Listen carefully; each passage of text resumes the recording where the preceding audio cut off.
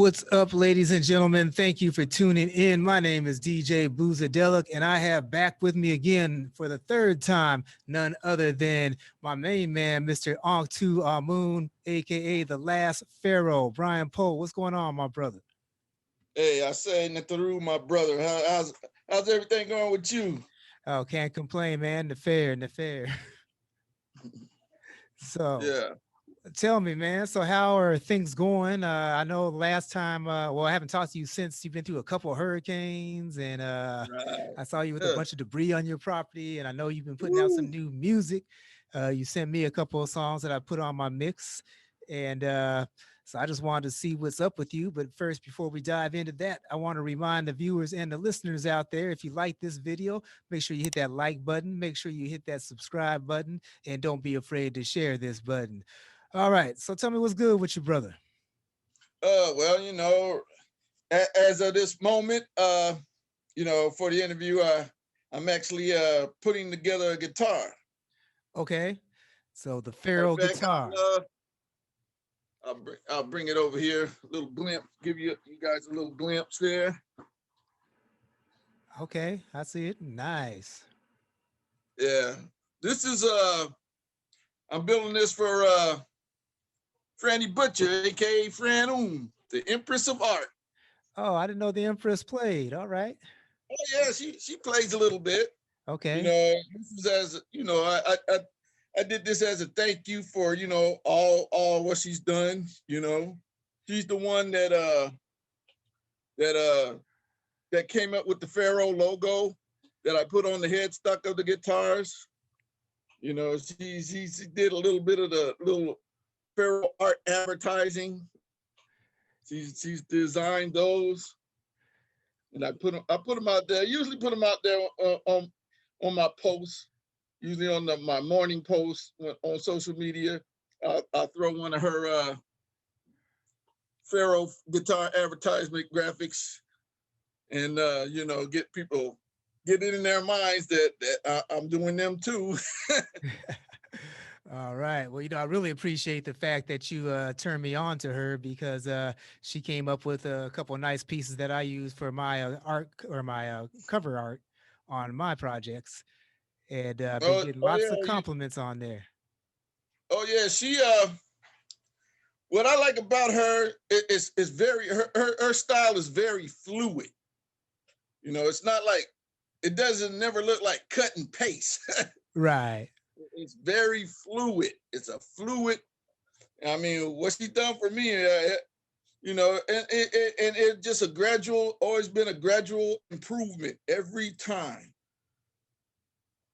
And Yeah. so, So I'm trying to get the word out on old sister here. You know, well, the funny thing was, I had changed my profile picture, and when I put it up there, I said, "Huh, I might have to use this one in my next idea here." And then, so she comes in, comments on it, and she actually said that would be great for a new graphic. And I was like, "You read my mind, sister." So I'm still trying to figure out what I want to do with it. It's going to be something having to do with the universe theme, definitely. yeah. So, I mean, she did the front and back covers of my current CD. all right. And so, speaking of which, your current CD, um, The the yeah, last Pharaoh. the Last Pharaoh. You sent me a couple of tracks on there. That's the Pharaoh Stomp. Well, that's not actually on the CD. That was like some new music. I don't want people thinking Pharaoh done fell off. I gotta let them know I'm still the Pharaoh Funk King. Gotta let them know I'm still the Pharaoh Funk King. So and then I wanted to do something with the Pharaoh Stomp. I wanted to try to attempt to do something that because George Benson is one of my idols, and I wanted to try to do something funky and have some jazz style guitar on it. I'm glad that you brought that up because without even knowing that George Benson was the influence, I was listening to that guitar and I said, man, that sounds a little bit like the George Benson. Yeah, you know, I was inspired by listening to Breezing, Okay, that classic right there. a classic, It's most you know. definitely. And I've done, you know, since then I've done a ballad called "From the Heart," and it's on my, you know, I'll play a little bit of it right now. I never knew that love could feel this way. It's incredible how I feel when I'm with you. From the heart I speak.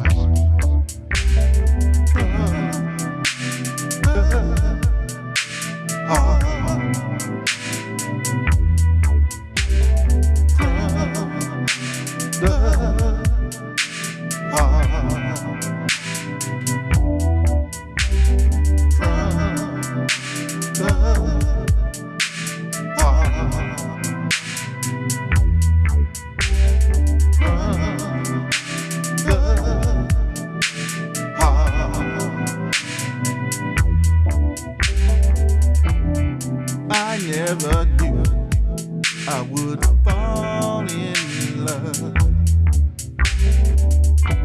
and you be the girl I'm thinking of. I want to be with you day and night. You are the one that's on my mind.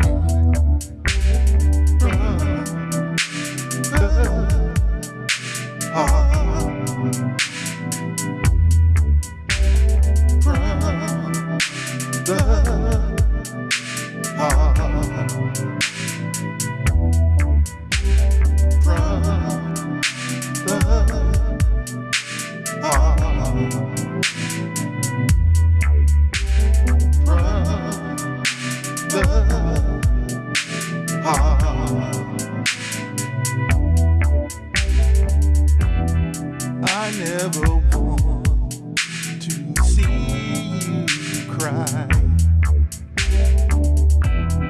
I'll wipe the tears from your eye. Catch every drop until they're dry. All I want is to see you smile.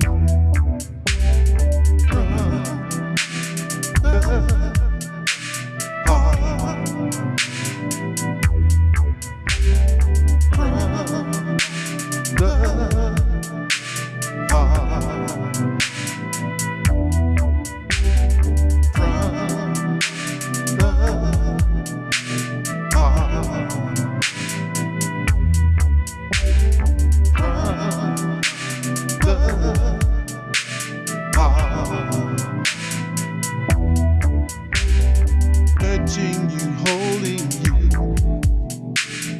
letting you know everything's alright. Touching you, holding you, letting you know everything's alright. Touching you, holding you, letting you know everything's alright. Touching you, holding you, letting you know. I always like writing like ballads, love ballads. I love writing about love, you know, because that's what the Writing world about needs, a love. lot more love. Now, did you have a love interest in mind when you originally wrote that? Shoot, and you know, my wife, she kind of inspires me, and just I'm just a romantic. Okay, the romantic. I like, you know, there's not enough romance in, like, when I hear today's R&B, you know, there's not enough being romance. I'm from the, you know, Isley Brothers, Luther Vandross school of the ballad. Yeah, today's R&B, they just give it to you straight, no chaser, man. It's just like get straight to the Yeah, business. you You know, know. I take it that you were playing one of your Pharaoh guitars on that. Yeah, yeah. I've been I've been working with this the sky blue one here. Oh, that's pretty. I like that one, man. Been working with that one. Been working with the sky blue one. See what's on the back here. Oh, that is just beautiful. So now, typically, how long would it take you to put together a guitar like that? If I had the parts, it won't take me maybe a month or so, because I would keep the client informed of the progress. And then, you know, I have to, you know, I test things out, make sure all the parts are working. Because you know, you don't want I believe Pharaoh guitars, I believe in quality. And I know if I want to play something that's going to inspire me to play and put my best music forward. Okay. So now, when you first started building guitars, I mean, how'd you get into it? Would you like just take apart an old guitar and like put it back together? I mean, what makes somebody just all of a sudden build guitars? I have friends on the social media that are builders and luthiers and I'm like, and some of the people that inspire me to play guitar have their own brands, like George Lynch of Dockin. He has his own brand, Mr. Scary Guitars.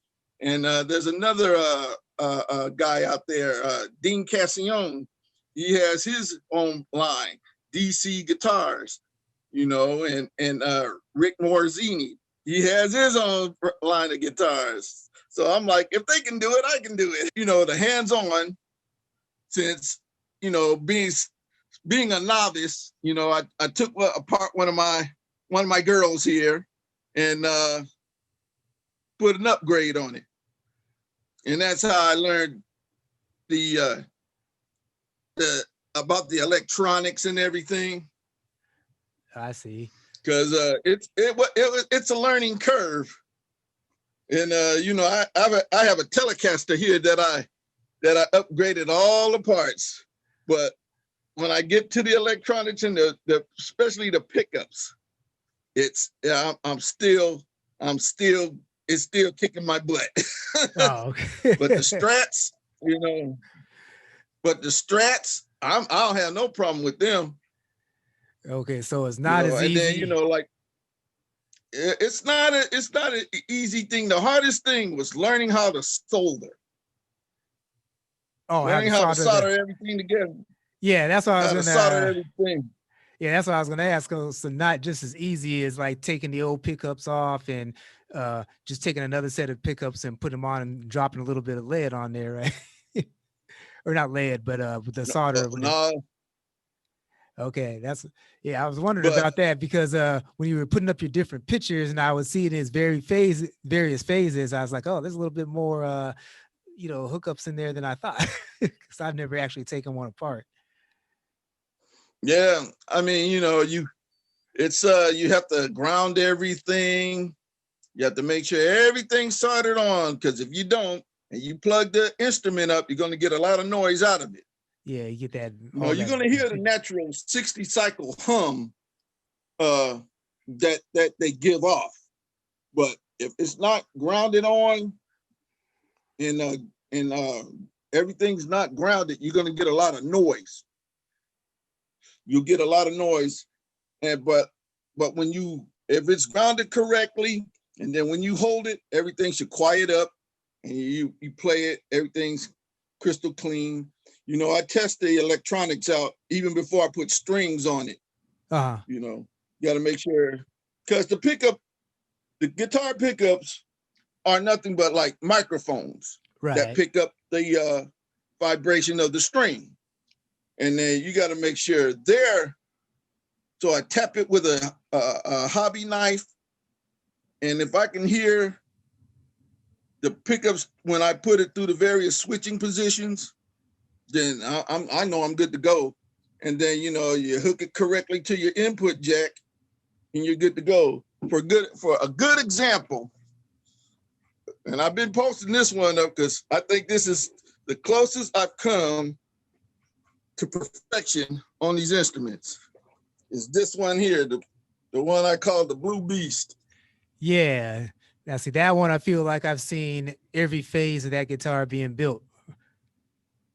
Yeah, you know, I paid like $125 for it.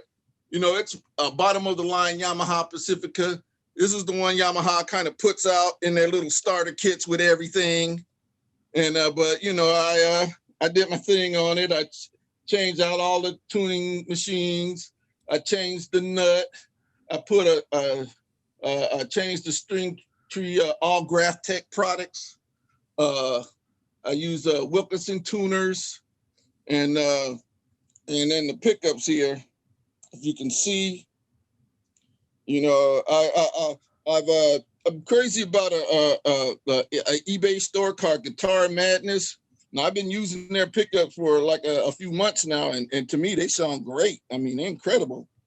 And then this bridge here, if you can see it, the bridge, you know, I think I think it was a good idea of me ordering. I usually would have got a Wilkinson bridge, but I said, let me try this roller bridge. And to me, when I put it on and I noticed, you know, it because I like my tremolos level to the body.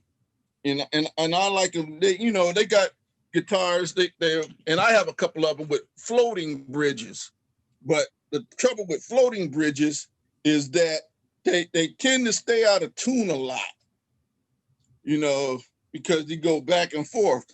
And I learned this from the late great Eddie Van Halen. You know, his tremolos were set up to go one way, down, and that's the way I like mine, down.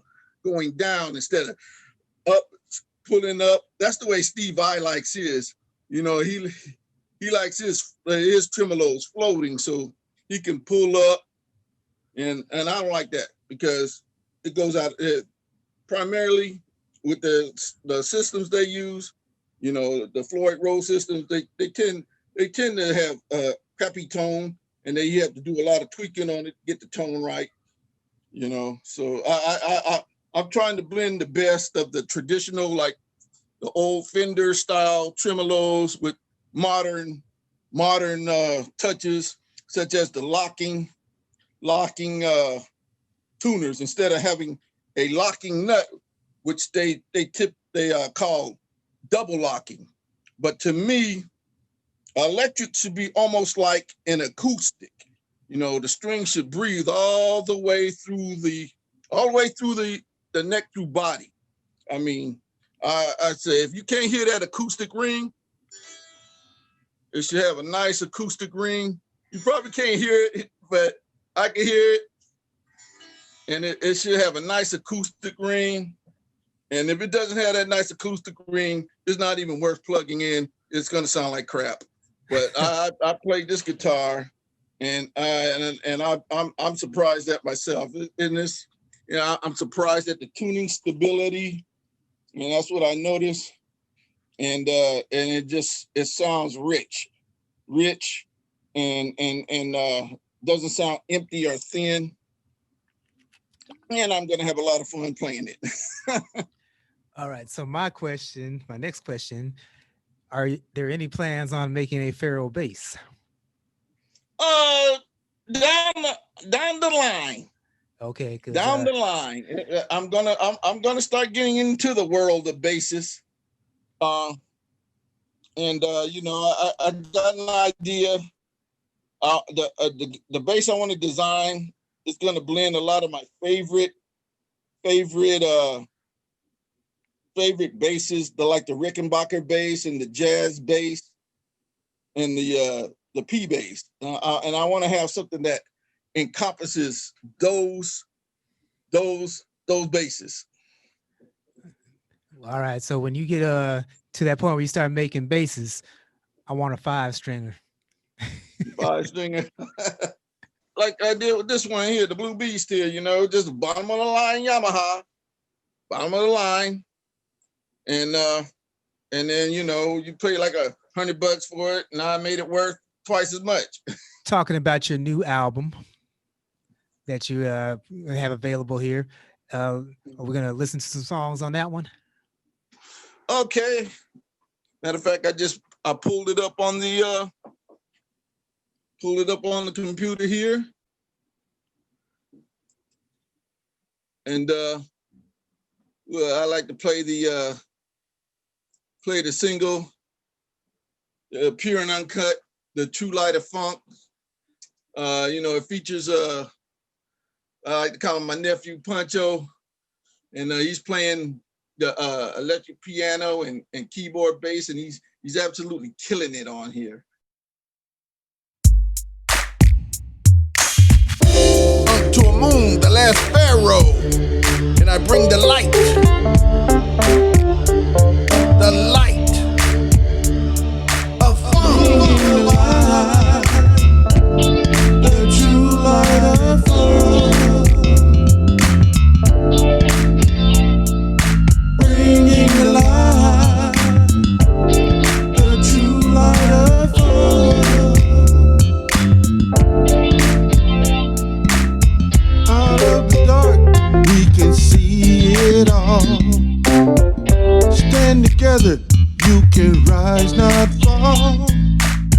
The last pharaoh is here to say, I'm bringing the light like a brand new day. Bringing the light, the true light of funk. Bringing the light, the true light of funk.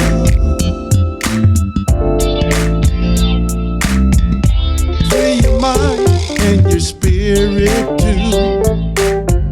The funk is here and it's good for you. No more sorrow and no more pain. Wash us away like it's in the rain. Bringing the light, the true light of funk. Bringing the light, the true light of funk. Out of this world is how you feel. The power of funk is very real. You can feel it all through your soul. The fourth dimension is where you'll go. Bringing the light, the true light of funk. Bringing the light, the true light of funk. Praise God, the creator. Unk to Aumun, the last pharaoh. I am.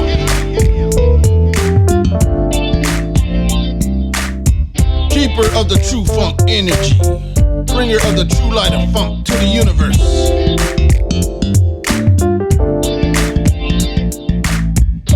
Funk is how the universe stays in harmony.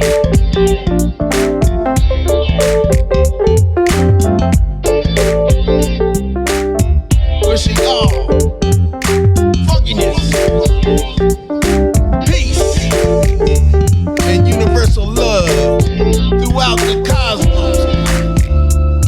The final frontier is still now. Yeah. All right, ladies and gentlemen, the true light of funk. I know y'all dig Yeah. that. If you hear the little quote, And be wise. that's taken from the holy book of Thoth, all through the ages, the light has been hidden. Awake, oh man, and be wise. Open your eyes, see the light, see the true light. That's the meaning of that. I always say the pure funk, the true funk energy. It's like the force. If you believe in it, it's gonna work for you. Let's take rock and roll, for example. The rock and roll that we hear today is not like the classic rock that we heard back in the 70s and the 80s. As far as like the guitar, you got everybody was basically the blues, and then Hendrix came along. He took it to a different level, and then Van Halen came along. He stepped it up, and then you got these other characters that's taking it higher. you know, and that's the way I never see funk. We're not taking it higher.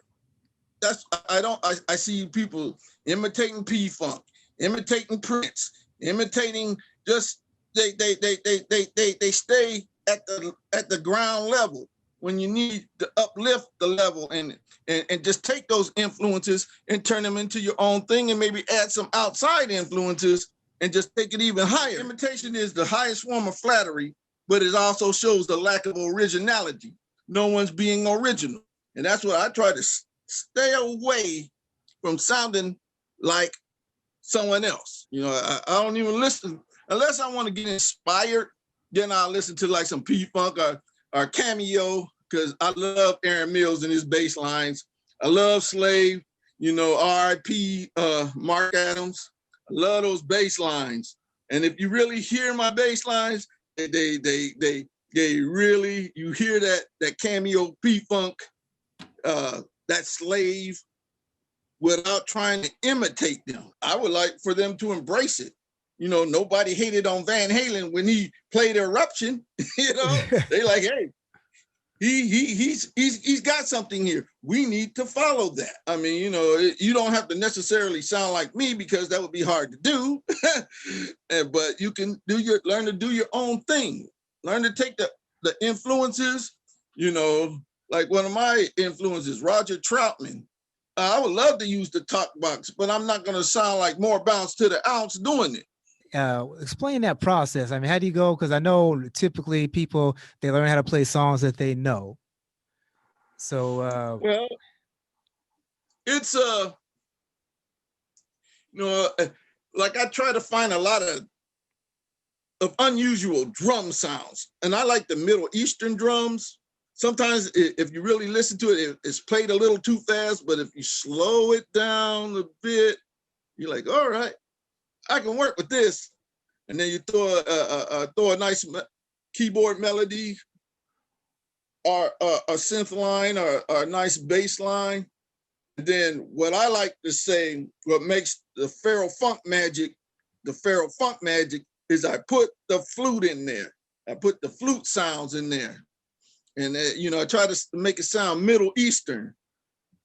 You know, I put the flute, I try to put something that's gonna take you somewhere. And I think I sent this one to you, The Mind's Eye.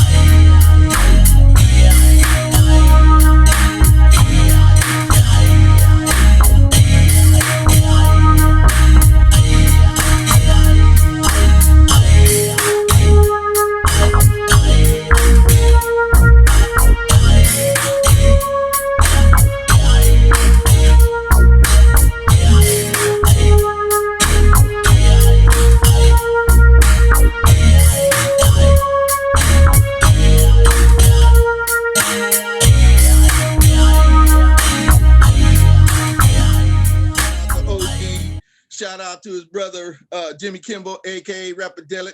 I'm on some tracks of his. You know, Okay.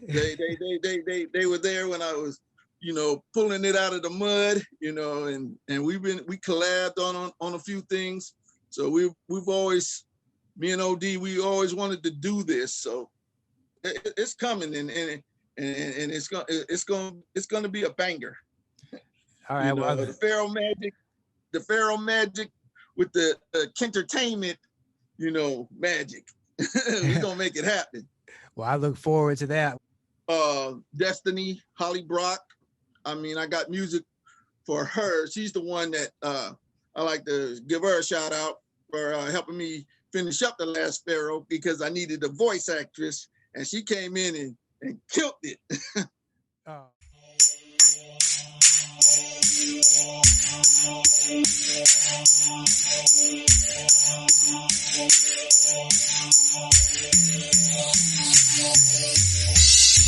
Who is this vision of infinite beauty that appears before my eyes? I am Nefersu, your queen, my Pharaoh.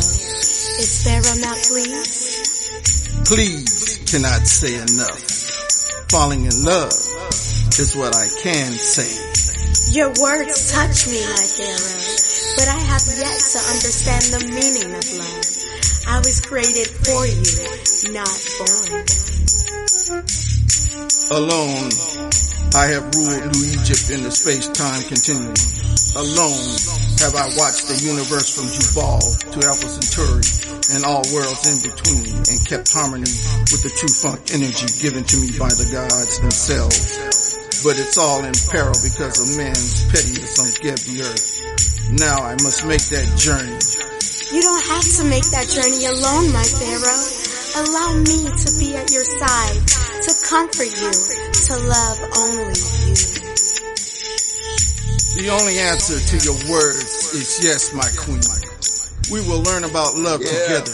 And As see, it should that's be. part of what I call Come, my the first queen. part of what I call Dance with me. the love trilogy, She was because it goes into another song where the last pharaoh declares his love, you know, and it's love slow dance for the love of Nefersu.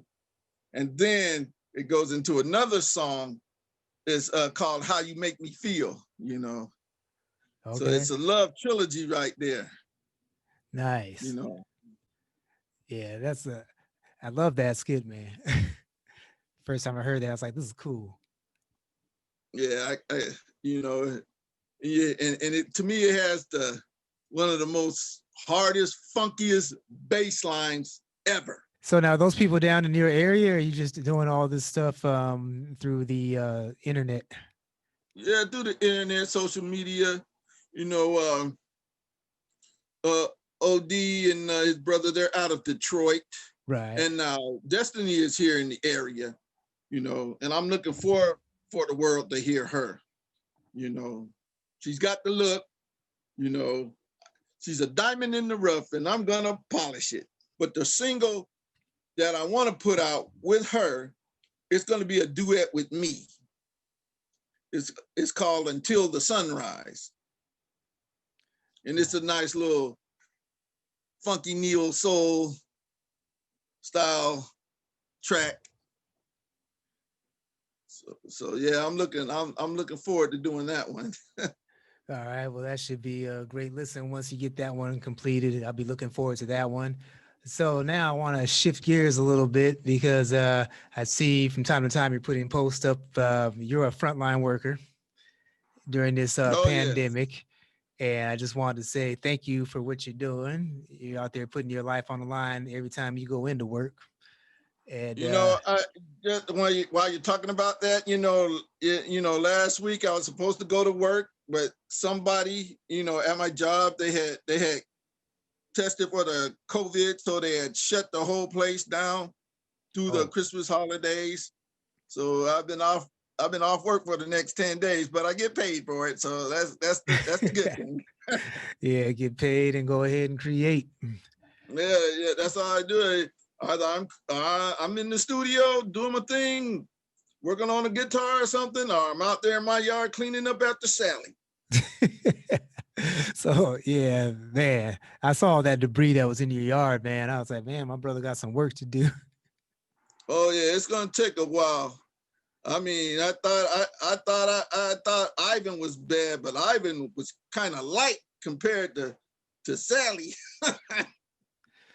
So that I saw the water at one point was still a ways away from you. Did you actually did the street start flooding up by you, or are you far enough Oh inland? no. That's the good thing about the my area where I live. I'm up on a hill.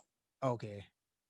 And then, but when you go down, see, I'm close, but I'm close to the water. But those who live closer to the water will be the ones that get flooded. Because I have a cousin that lives about 5 minutes from me, and he lives closer to the water, to the bay. So yeah, when it rains and the storm's real bad,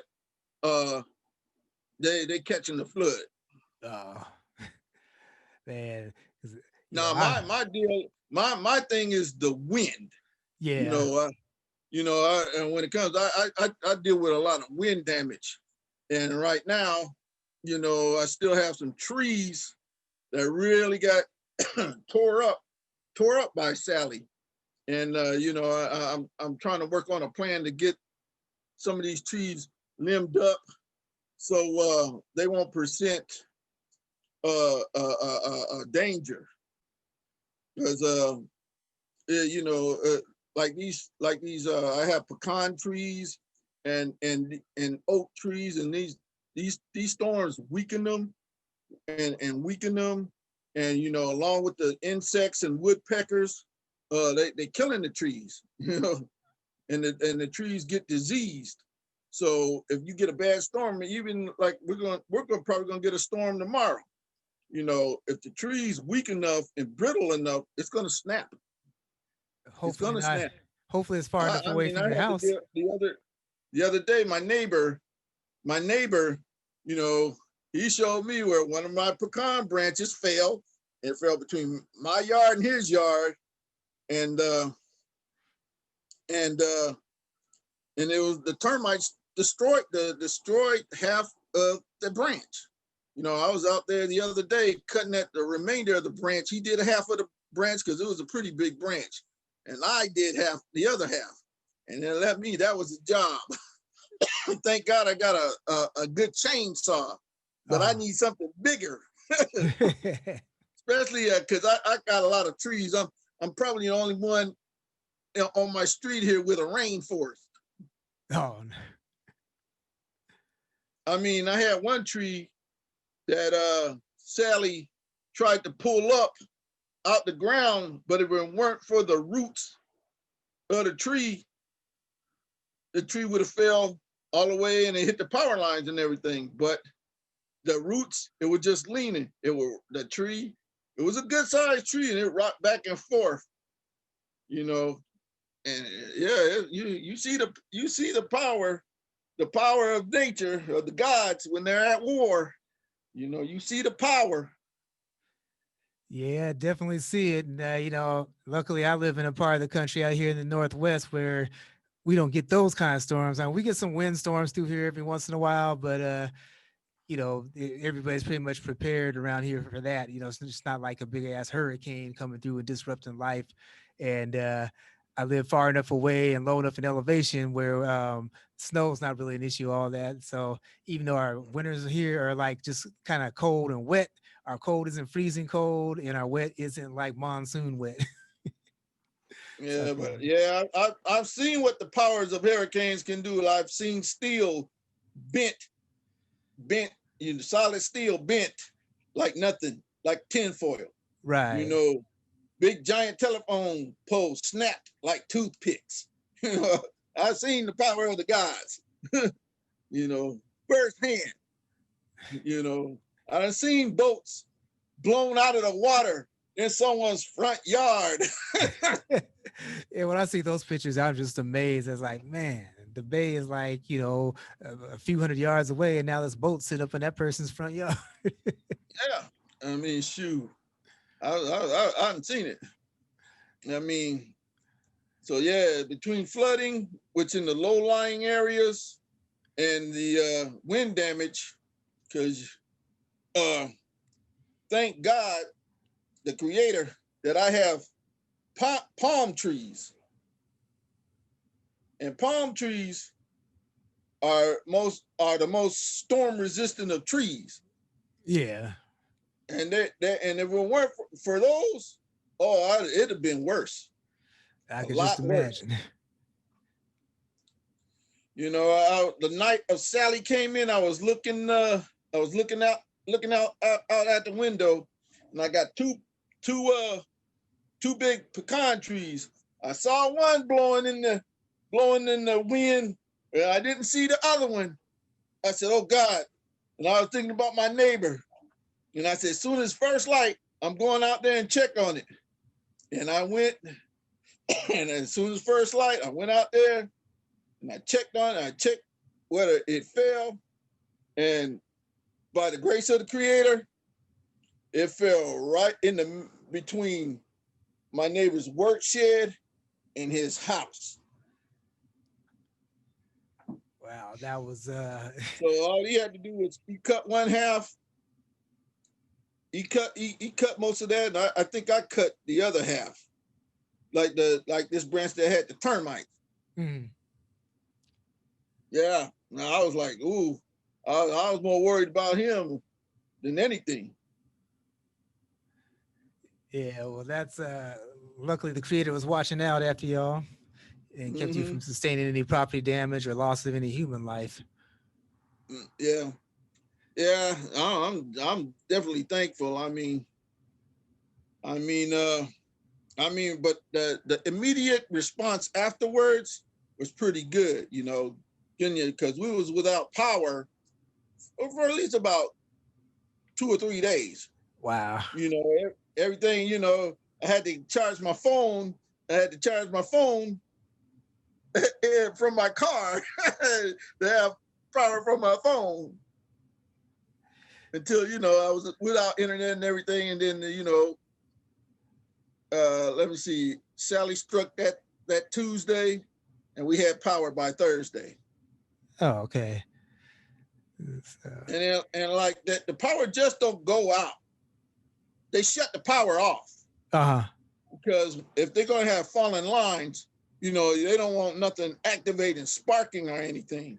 Yeah. So they purposely shut the grid down. And then, you know, after the storm's over, they'll fix it up and shut the grids back on.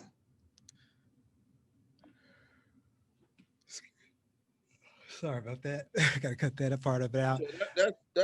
So that's how it works. It's like if you get storm surges, you know, and I found this out. See, AT&T got it set up where they won't take the hit. They route it so the residents take the hit. That's a cold shot right there. So that's why you have to have surge protectors. I mean, I got surge protectors in my studio, but I'm still old school. I'm gonna shut everything out because if there's no power going to anything, then the surge ain't gonna hit it. Right. Back in the days when your parents used to tell you to get away from the light socket. Yeah, I tell you, cut everything. Don't be on that telephone. I shut everything off, and I still do it old school. Now there have been instances where the surge protectors do work, but you know, a surge protector only can take so many hits before it just actually goes out. Uh-huh. So that's why if you shut everything off, you know, like like with my recording computer, I used to have a battery backup, but it took a hit, so I had to remove the battery backup, and then I just got a plain surge protector, and I've been good. All right. So what kind of wisdom, Pharaoh knowledge, or parting words would you like to drop on our audience before we get out of here? Well, you know, believe in the light, believe in the power of funk, You know, be true to yourself, keep it real, and it's never too late to dream and accomplish your dreams. All right, beautifully said, my man. So if you enjoyed this video, like I said earlier, make sure you like it, make sure you subscribe, and go ahead and feel free to share this video. And Pharaoh, how can the viewers find your music? You can go to my website, www.unkfunk.com, unkfunk.com. And, you know, it tells you everything, links to my music. This project, The Last Pharaoh, is the first project that I got on worldwide distribution through CD Baby. And through CD Baby, hopefully it will be on other platforms as well. You know, Deezer, Amazon, you know, but it's definitely on CD Baby. And All you can right. stream, you know, download and stream. And I'm going to make it available through my website as well as my prior CDs, Prince of Funkness and the Final Funk Tier. They are also available for purchase and download through my website. All right, there you have it, ladies and gentlemen. Make sure you get onto the website and check it out because my man has some next level funk. And I want to thank him for being here. Thank you, audience, for viewing. Unk Tu, which means life, prosperity, and health, my friends. Peace. All right.